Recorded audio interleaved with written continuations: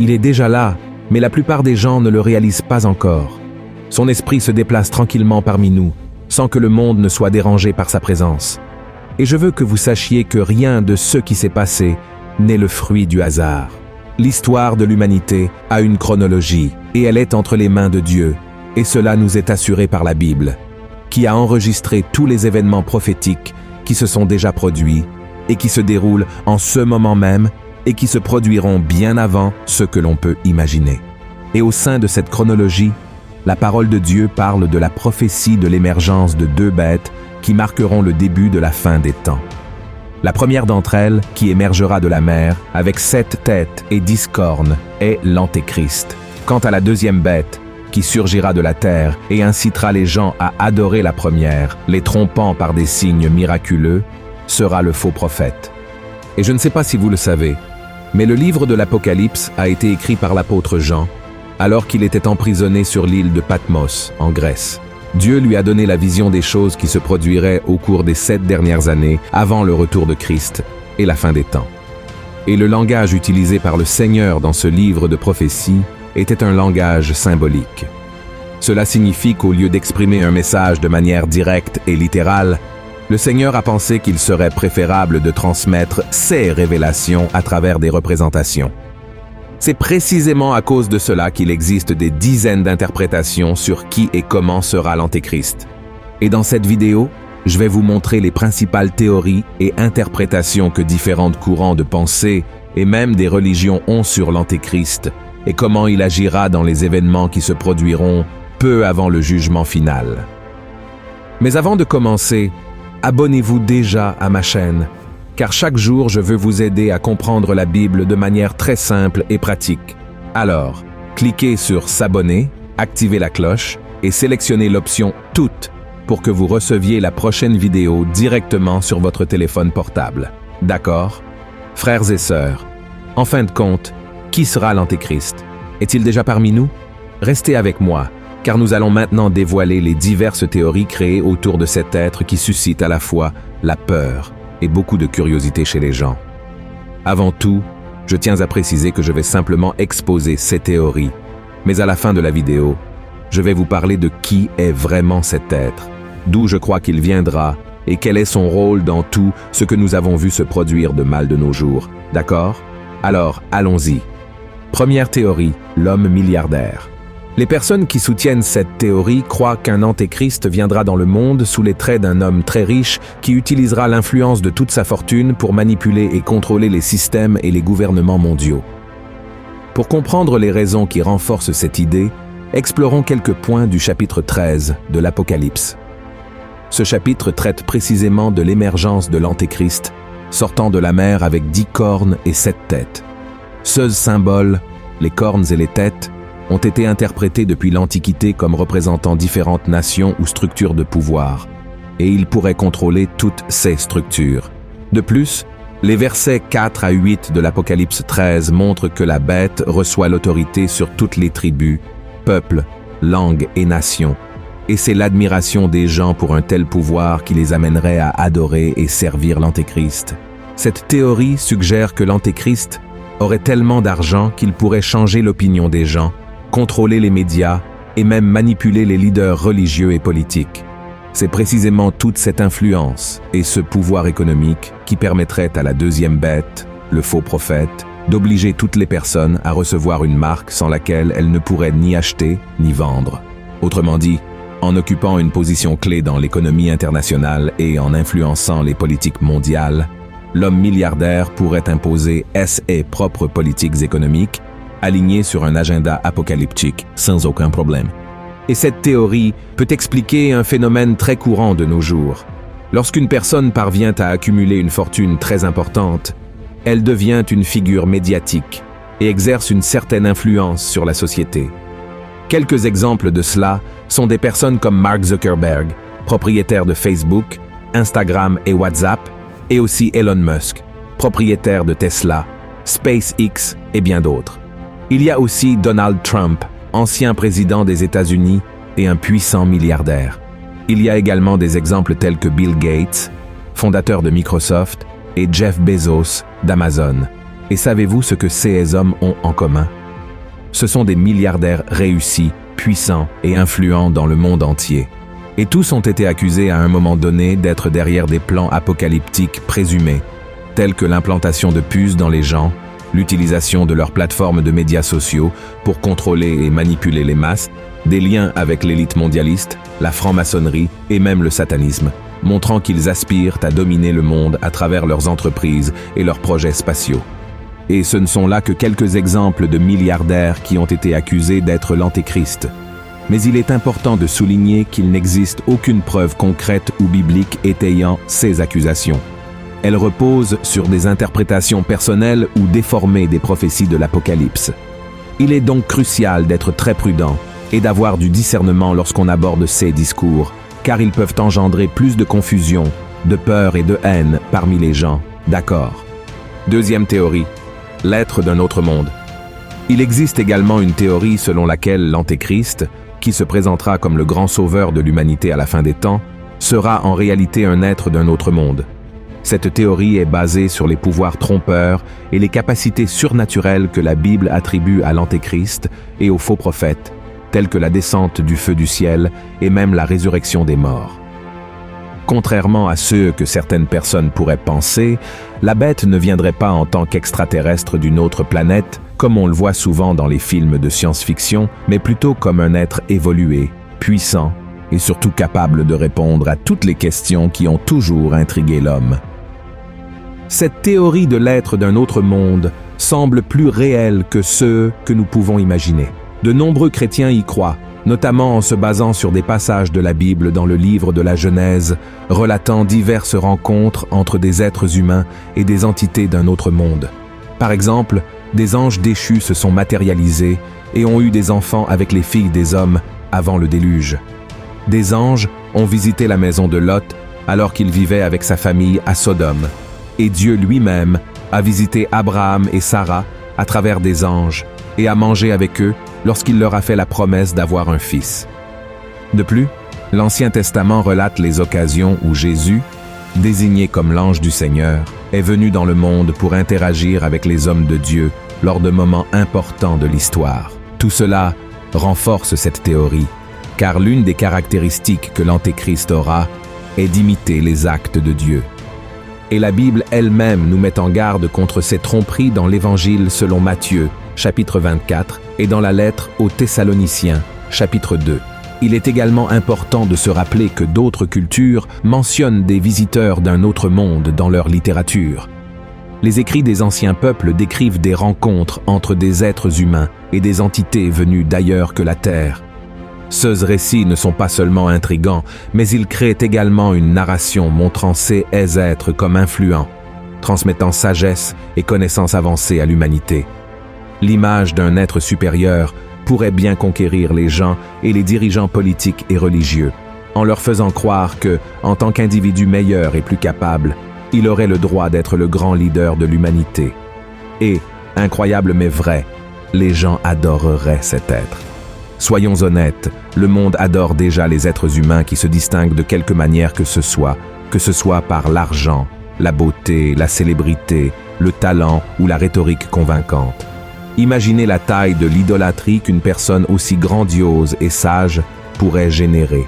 Imaginez comment il attirerait l'attention, l'amour et la dévotion des êtres humains, apportant des réponses sur l'origine de toute chose, offrant des solutions aux problèmes économiques, politiques et sociaux qui causent tant de guerres et de haine de nos jours. Assurément, cet être serait vu comme le Messie venant des cieux, avec la paix et le salut entre ses mains. Et c'est tout ce que Satan a toujours désiré, n'est-ce pas? La troisième théorie, le leader politique. Cette théorie est également largement débattue parmi les érudits de la Bible, car elle suggère que l'Antéchrist émergera en tant que leader politique très charismatique, capable de mettre fin aux différences entre les nations, unissant les peuples sous un seul gouvernement, son gouvernement. En promettant la paix, la prospérité et la résolution de conflits séculaires, cet individu attirerait non seulement des milliards de disciples et éloignerait beaucoup de la présence de Dieu, mais il accomplirait également la prophétie de Daniel, chapitre 9, verset 27, qui révèle comment l'Antéchrist se présentera au monde. Et ce n'est pas tout. La théorie du leader politique s'aligne également sur une autre prophétie de Daniel que nous pouvons trouver dans le chapitre 7 du livre qui porte le nom du prophète. Je veux lire ce passage avec vous pour que nous puissions le comprendre plus en détail. Voici ce qui est écrit. Il me parla ainsi. Le quatrième animal, c'est un quatrième royaume qui existera sur la terre, différent de tous les royaumes, et qui dévorera toute la terre, la foulera et la brisera. Les 10 cornes, ce sont 10 rois qui s'élèveront de ce royaume. Un autre s'élèvera après eux. Il sera différent des premiers, et il abaissera 3 rois. Il prononcera des paroles contre le Très-Haut, il opprimera les saints du Très-Haut, et il espérera changer les temps et la loi. Et les saints seront livrés entre ses mains pendant un temps, des temps et la moitié d'un temps. Maintenant, nous allons analyser les parties de cette prophétie de Daniel et comprendre les raisons pour lesquelles tant de personnes croient que l'Antéchrist viendra dans le monde sous la forme d'un leader politique. La première partie parle d'un quatrième royaume, différent des autres royaumes, qui aura le pouvoir de dominer toute la terre. Cela pourrait être interprété comme un gouvernement mondial très puissant, dirigé par l'Antéchrist, un homme qui se démarquerait des autres par son charisme, sa compétence politique et sa capacité de persuasion. La deuxième partie parle de dévorer toute la terre. Cette image pourrait symboliser la domination du leader sur plusieurs nations et gouvernements, probablement obtenue par des conquêtes militaires, des manœuvres politiques ou d'autres formes de répression. La troisième partie, qui dit que l'Antéchrist parlera contre le Très-Haut, peut être interprétée comme une tentative de ce leader de détourner l'adoration et la loyauté des gens envers Dieu pour lui-même et son gouvernement. Alors que la quatrième partie, qui traite de l'oppression des saints de Dieu et de la tentative de changer les temps et la loi, serait une continuation de la troisième. Autrement dit, ceux qui ne se plieront pas à la direction de l'Antéchrist, en s'alignant sur ses valeurs et principes, seront persécutés et tués. Et avec le temps, tout comme dans la première théorie, plusieurs hommes politiques mondialement connus ont été désignés comme des antéchrists potentiels, tels que Néron, Napoléon, John Kennedy, Mikhail Gorbatchev, Ronald Reagan et plus récemment, les noms de Barack Obama, Donald Trump, Joe Biden, Vladimir Poutine et le roi Charles III ont émergé. Si nous examinons les Écritures, nous verrons que l'Antéchrist aura toutes les caractéristiques mentionnées par cette théorie. Cependant, il n'y a aucune ligne dans la Bible qui affirme ou garantit que l'Antéchrist sera un leader politique utilisant son influence pour dominer le monde. La quatrième théorie, le leader religieux. Cette théorie affirme que l'Antéchrist sera un leader religieux si influent et respecté qu'il convaincra d'autres leaders spirituels de se rallier à la formation d'une nouvelle et unique religion mondiale. Et pour gagner la confiance de tous, il utilisera des miracles et d'autres signes. Selon la théorie, cet homme serait présenté au monde comme étant si spiritualisé qu'il pourrait sembler avoir été envoyé par Dieu lui-même. Cependant, cette apparence trompera tout le monde, car il ne sera qu'un imposteur. Et cette idée a tout son sens lorsque nous la comparons avec le passage de 2 Thessaloniques, chapitre 2, versets 3 et 4, où se trouve la prophétie suivante. Que personne ne vous séduise d'aucune manière, car il faut que l'apostasie soit arrivée auparavant, et qu'on ait vu paraître l'homme du péché, le fils de la perdition, l'adversaire qui s'élève au-dessus de tout ce qu'on appelle Dieu ou de ce qu'on adore, jusqu'à s'asseoir dans le temple de Dieu, se proclamant lui-même Dieu. Ce texte fait partie de la 2e lettre que l'apôtre Paul a écrite aux membres de l'église de Thessalonique, où il parlait du retour de Jésus et du jour du Seigneur. Il met en garde les chrétiens contre le risque d'être trompés par de faux enseignements, affirmant que ce jour est déjà arrivé. Le passage fait également référence à 2 événements futurs qui se produiront avant le retour de Jésus. Et selon ceux qui croient en cette théorie, cela a tout à voir avec l'Antéchrist en tant que leader religieux. Selon ce texte de l'apôtre Paul, le premier événement sera l'apostasie, qui est un éloignement ou un abandon de la foi en Christ. L'apôtre Paul a prédit qu'il y aurait une grande révolte ou un rejet de la vérité avant la fin des temps. Et les partisans de cette théorie affirment qu'elle se produira sous l'influence de ce leader religieux qui s'autoproclamera Dieu et incitera les nations à suivre ses nouveaux commandements tout en rejetant les commandements de la Bible. Ensuite, viendra le 2e événement, qui est la révélation de l'homme du péché, le fils de la perdition, L'audace de cet homme sera telle qu'il se placera au lieu du Seigneur dans le 3e temple de Jérusalem, déjà en cours de planification, pour accomplir ce que les Écritures appellent un sacrilège terrifiant, où le nom et la sainteté de Dieu seront profondément blasphémés par ce leader.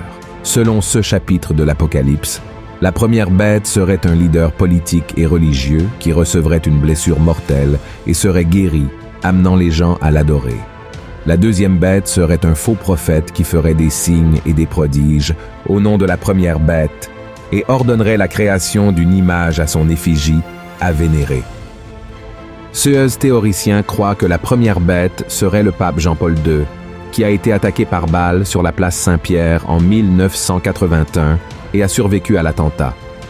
Il pense qu'il ressuscitera des morts et se révélera comme l'Antéchrist, l'ennemi de Jésus-Christ et de l'Église. Ils associent également la deuxième bête à un futur pape potentiel, qui serait le faux prophète trompant les fidèles avec de faux miracles et les amenant à adorer l'image de Jean-Paul II. Cette théorie gagne en force, car Jean-Paul II a été une figure mondialement reconnue pour son leadership et son influence au cours du XXe siècle. De plus, il a été l'un des dirigeants les plus influents et aimés qui a défendu la foi catholique et la paix mondiale. Il est décédé en 2005, a été béatifié par le Vatican en 2011 et canonisé en 2014, lorsque l'Église catholique a officiellement reconnu qu'il aurait accompli des miracles de son vivant et également après sa mort. Cependant, cette théorie sur le pape Jean-Paul II ne tient pas la route, car la Bible nous assure dans Hébreux chapitre 9 que les hommes sont destinés à mourir une seule fois, puis vient le jugement. Et l'ancien leader de l'Église catholique ne pourrait pas être l'Antéchrist, car le Seigneur ne permet pas à une personne de revenir à la vie, à moins que cela ne soit selon sa volonté, comme cela s'est passé avec Lazare et Jésus lui-même. Et la 5e théorie, l'intelligence artificielle. Il s'agit de la théorie la plus récente sur l'Antéchrist. Avec la croissance de la technologie et de l'intelligence artificielle, certains groupes de personnes ont commencé à croire que la bête qui surgira à la fin des temps pourrait être liée à un système hautement technologique, voire incarné en lui. La théorie selon laquelle l'Antéchrist serait une intelligence artificielle repose sur l'idée que la technologie moderne pourrait être utilisée pour tromper et contrôler l'humanité, et que l'Antéchrist serait une entité qui en profiterait pour se faire passer pour Dieu et exiger l'adoration. Parmi les arguments en faveur de la théorie selon laquelle l'Antéchrist serait une intelligence artificielle, on trouve le fait qu'elle aurait accès à toutes les informations et données sur les personnes, et les utiliserait pour manipuler et influencer leurs décisions. L'intelligence artificielle permet également à l'homme de se connecter avec des puces, des implants, la biotechnologie, et avec le temps, elle pourrait modifier l'identité et la conscience des personnes, et en fin de compte, créer de faux signes et merveilles, tels que des hologrammes et la réalité virtuelle pour impressionner et tromper les gens. C'est dans ce contexte que s'inscrit le projet Bluebeam, une théorie selon laquelle la NASA envisagerait de mettre en œuvre une nouvelle religion mondiale avec l'Antéchrist à sa tête, utilisant des technologies de projection avancées pour simuler la seconde venue du Christ ou l'arrivée d'extraterrestres. L'idée est qu'à travers ces faux événements cosmiques, les puissances mondiales consolideraient le contrôle sur l'humanité sous un seul gouvernement et une seule religion. Ce projet se divise en 4 étapes. La première étape vise à discréditer toutes les religions en amenant les gens à croire que leurs croyances sont fausses. La NASA créerait supposément des tremblements de terre artificiels, révélant des preuves archéologiques montrant que les croyances religieuses sont erronées. Dans la deuxième phase, des hologrammes en 3 dimensions seraient projetés dans le ciel, montrant des images religieuses pertinentes pour différentes populations. Une voix divine parlerait dans toutes les langues et cette manifestation serait l'œuvre de l'Antéchrist. Il argumenterait que les religions traditionnelles sont la cause des conflits mondiaux et promouvrait la formation d'un nouvel ordre mondial et d'une religion unifiée. Ceux qui résisteraient à ce nouvel ordre seraient persécutés et tués, se conformant aux prophéties de l'Apocalypse. La troisième phase se concentrerait sur le contrôle de l'esprit humain. Les satellites de la NASA pourraient supposément créer des champs magnétiques pour contrôler les pensées et les actions des gens, les rendant soumis au nouveau système. Enfin, une fausse invasion extraterrestre serait simulée. incitant les armées du monde à utiliser leurs arsenaux nucléaires contre cette menace, les laissant désarmés dans le processus. L'objectif serait de renforcer la nécessité du nouvel ordre mondial, en faisant croire aux gens que seul le leader suprême, l'Antéchrist, peut les sauver de cette invasion. Mes frères, je ne crois pas en cette théorie pour quelques raisons. Tout d'abord, l'intelligence artificielle n'a pas de vie propre, mais est créée et programmée par des êtres humains qui peuvent avoir de bonnes ou de mauvaises intentions. Elle n'a pas non plus d'âme ni d'esprit, mais est simplement une machine qui suit des algorithmes et des codes. La principale raison est que l'intelligence artificielle ne peut pas être jetée en enfer, comme le dit la Bible, ce qui arrivera à l'Antéchrist dans l'Apocalypse, chapitre 19, verset 20, car l'enfer est un lieu de tourment éternel pour tous ceux qui refusent l'invitation de salut de Dieu en Jésus-Christ. Comme je l'ai dit au début de cette vidéo, ce sont des théories existantes que je vais simplement vous présenter. J'ai formé mon opinion sur qui sera l'Antéchrist et comment il se manifestera après avoir étudié les prophéties contenues dans la parole de Dieu. De plus, j'ai beaucoup prié pour que le Seigneur me donne discernement à ce sujet, afin que je puisse avertir son peuple du retour de Christ. Ce que je peux vous dire, c'est que l'Antéchrist sera un homme qui se lèvera contre Dieu et s'exaltera au-dessus de toute chose, recevant le pouvoir de Satan pour tromper et dominer le monde à la fin des temps. Je crois aussi que ce sera une personne charismatique, ayant une grande influence politique et religieuse, et qu'elle aura un allié qui trompera les gens et les forcera à l'adorer. Cependant, je ne sais pas qui sera cet homme, encore moins quand il viendra ou s'il est déjà dans le monde. Jésus a dit que seul Dieu connaît le moment et l'heure précise, mais ce que je peux vous garantir, c'est que l'esprit de l'Antéchrist est déjà sur terre, préparant le monde et les gens pour le moment où il sera annoncé. Ce n'est pas un hasard si l'humanité rejette chaque jour davantage les enseignements de Dieu et tourne son cœur vers les choses du monde, le péché et tout ce qui est abominable au Seigneur. Aujourd'hui, les gens mettent leurs propres désirs en premier lieu, oubliant les leçons du Christ qui nous a demandé d'aimer notre prochain. Et toute la criminalité, la corruption, les guerres, les persécutions et les discours de haine font partie de l'agenda de l'esprit de l'Antéchrist. C'est pourquoi il est très important que nous soyons attentifs à ces signes et que nous nous tournions vers la parole du Seigneur, car la fin est plus proche que nous ne pouvons l'imaginer. Si vous avez aimé cette vidéo, partagez-la avec le plus grand nombre de personnes possible. Diffusons des messages sur la fin des temps pour avertir les gens afin qu'ils se tournent vers Dieu. Amen. Que Dieu vous bénisse abondamment. Je vous retrouve dans la prochaine vidéo. Gros câlin.